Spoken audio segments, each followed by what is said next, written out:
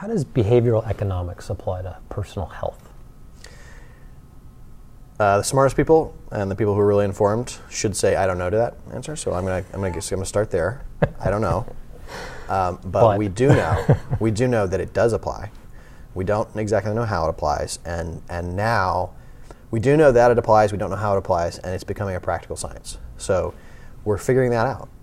We need to find ways for people to be able to use their own money, and really, you could just, instead of just thinking about money motivations, you can think of pre-existing motivations, applying pre-existing motivations to the problems of healthcare, right? Because we know, if you have illness, you need a physician. If you want to maintain health, you don't. You need to do about 7 things. You need to track your sleep. You need to make sure you're sleeping right, eating right.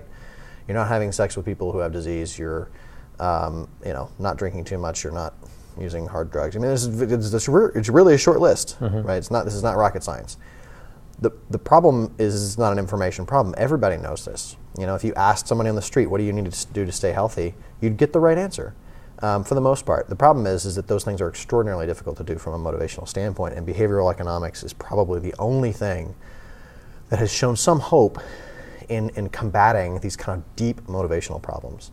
So I don't know the answer to that question. I think people who blithely say, "Oh, it applies and I know how," and all this kind of stuff, we're really in the experimental stage of figuring that out. I haven't seen anybody get it right, including myself, and it's a very, very interesting problem, and it's huge. I mean, this issue is, healthcare's bankrupting the country, so it's not just your problem. How do you stay healthy? It's our problem. How do we stay healthy? And it's becoming a crisis. So this is one of the few outlet valves. We hope that healthcare reform is going to be an outlet valve, but this behavioral economics approach is one of the few outlet valves we have for trying to really fix healthcare, and we really need it to work. So I'm very excited about the approach, and I'm trying to figure out how. Now, how are you using it with your Runner Else app? So Runner Else is an app that I've been experimenting with for probably a year, and have made public very, very recently. And I'm working with the Runkeeper API, which is a wonderful API. That's the health graph system that they've released, and that lets me tap into very, very accurate GPS running data for people and performance data for running. So I've been asking, can I apply behavioral economics techniques to allow people to make bets on their own running behavior? And it's a simple concept. Right now, I ran 7.11 miles last week, and if I had run less than 7, I would have automatically donated $30 to Wikipedia. And that happens without me doing anything.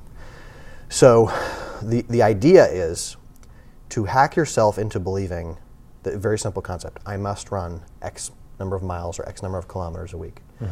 If you can achieve that hack, then hopefully on the very long term you can develop a running habit, and that's an extraordinarily healthy habit. In fact, there's just been some new research that's come out indicating that running is a healthy behavior, which I know that sounds just like, what new research saying running is a healthy behavior? That's ridiculous. Sure. But in healthcare, there's a surprising number of things that we accept as consensus views on things that we don't actually have evidence for.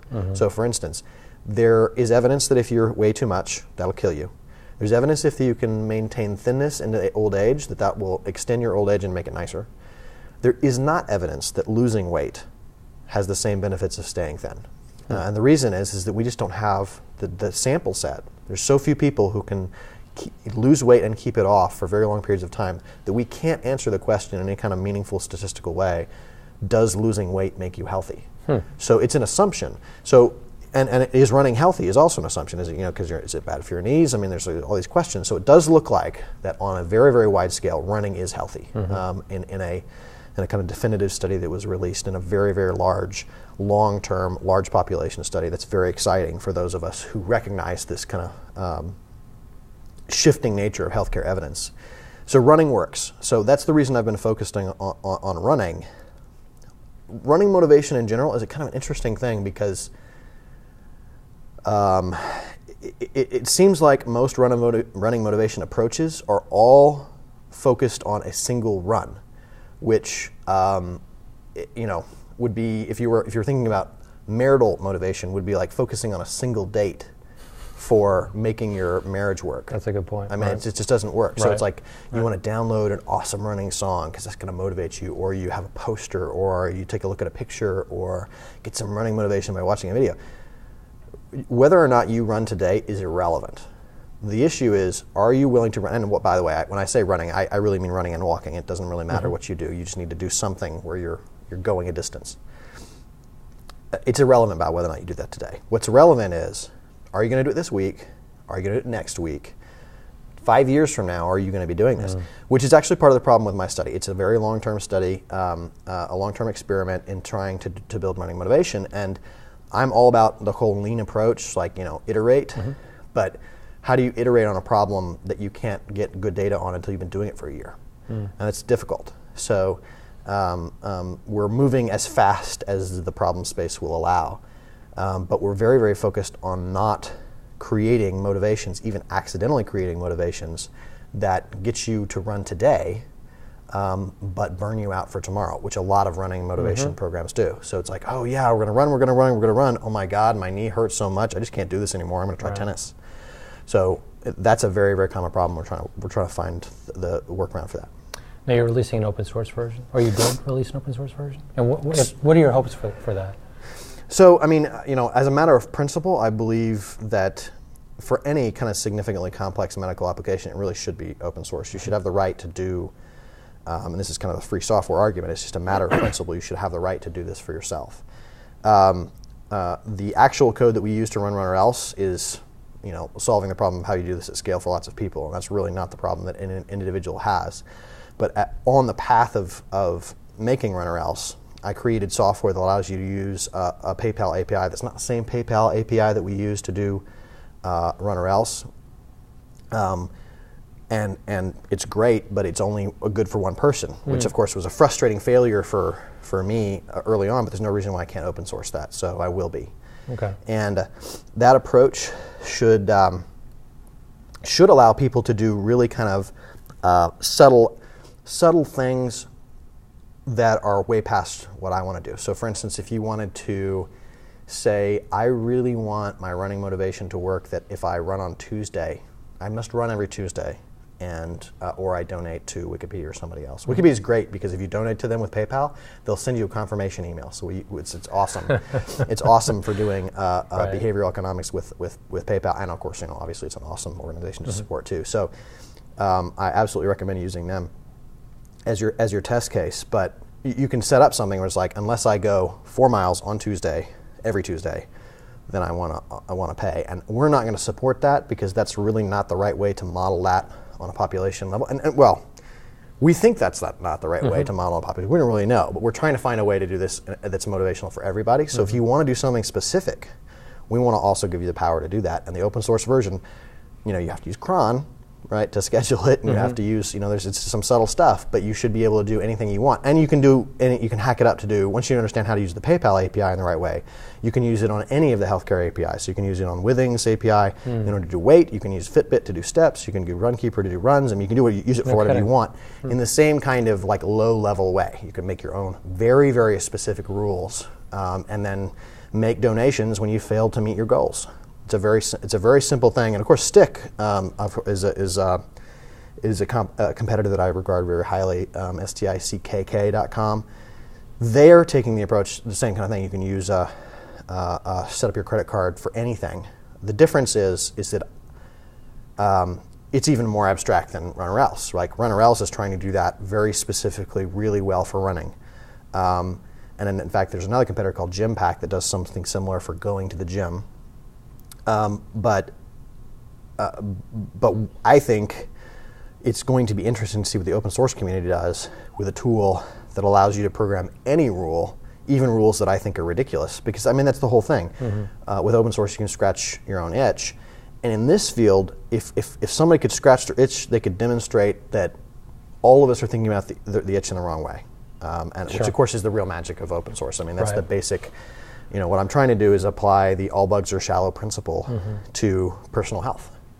And there's your iteration. Yeah, right? and there's your iteration. Right there, so that's the thing, is that what it should allow me to do is, for people who are willing to hack a little bit, allow me to participate in a much broader lean experimentation and a validated learning process. Right. So. So last question for you, and switching gears a little bit. I know you keep a close eye on electronic health records and meaningful use. What do you see happening in that space over the next 2 years? What should we be watching? You know what I like about being interviewed by you is that you ask small questions. Okay, so that's a huge question too, and the right answer to that one is I don't know. Meaningful use is going to change everything, and I've talked to the people who do the, I had Farzad once actually gave me a little, like, I said, Farzad, how does this work? Give me the big picture. As the ONC, give me the big picture. And he didn't say anything different than he says in his speeches, which are worth watching, which is we've got these levers. We've got these things that we can change. We have to have electronic healthcare records, which we use meaningful use to change that. We have to have meaningful pay-for-performance reform. We have to have meaningful insurance reform where we get the individual mandate and these kind of things that are critical. And we know that any one change will not bring us to a state that's even remotely acceptable. We have to make all of these changes at once. But in making all of these changes, we're moving to a healthcare state in this country that is utterly new. There's no other country in the world that has this kind of quasi half socialized, half not socialized medicine thing. There's no model. Like, we're not moving to the Canadian system or the British system or the French system or anything else. So we're just moving to the new American system, which we're designing from scratch. So it is a massive experiment. It's a massive experiment. The only thing that I think is absolutely a reliable prediction is that everything's going to change. That's it. That's definitely something to watch for. It's absolutely something to watch for. And the question, and of course I watch very, very carefully, I think the two forces that are the most important for answering the question will be meaningful use and the accountable care organization reform. Accountable care organization is to say we're no longer going to pay hospitals and other clinicians for procedures on a fundamental level. Instead, we're going to pay them for providing health care to large groups of people. It's capitated care. Capitated care has been tried before under the HMO model, and it failed miserably because essentially they tried to use statistics to say, well, Mac, you shouldn't need X procedure or this procedure, and therefore you're not going to get it. Well, that's not. Right. That's using data to provide worse health care. So what they recognize, in order to make the capitated care approach work, you need good data. Well, okay, nobody's got good data. Meaningful use provides good data. So those two forces coming together are kind of like the two main pinchers that I see for healthcare reform. If they work, healthcare reform will work. If they don't, it won't. Now, it's hard for me to evaluate because I don't think about any policy that doesn't have anything really to do with health IT, because for the individual mandate for me, it's like, well, whatever. But those two pinchers, in terms of leveraging information to improve healthcare, changing the incentives and changing the information that you can use to inform the new incentives, those two things are the critical pieces for high-quality healthcare, and that's happening. So it's very, very exciting. I think I should actually promote the Strata RX conference that's coming up. Sure. I think this is a good time if to you'd mention like that. to, I don't have any real problem with it. Because when I say that, when I'm like, what I'm holding in my hands as I talk about meaningful use and accountable care organizations, like what's in there is big data, right? And the Strata RX conference is O'Reilly's first entrance into big data for healthcare, which is just so exciting. It's so exciting because this is the first time, I think this is going to be the first time where you're going to have extraordinarily deep experience with genomics and proteomics and all that really cool stuff that's been going on for decades, and also big data in quality and clinical stuff, the stuff that I work on, and you're going to have it all in one conference. And that merger is the merger that we want to really change healthcare, where you're talking about using genomics in a way that improves the quality of healthcare. You have to have those two big data systems merge. And the conference is going to be the first conference, I think, of its kind to really be in that space where you're sitting right in between. So it's extraordinarily exciting, and I think that approach is, again, I don't know what's going to happen. I have no idea, but the magic is there. That's where the magic is. So if you're trying to figure it out, that's the conference I'd go to figure it out. And I didn't ask you to say that. You didn't ask me to say that. But it is in mid-October. It is in mid-October, which is good because I'm not good with dates. So it's kind of vaguely in the future. So thank you for that. Sure. But it's so exciting. It's not even funny. Great. Well, thanks so much for being with us. Appreciate you taking the time. Thank you very much.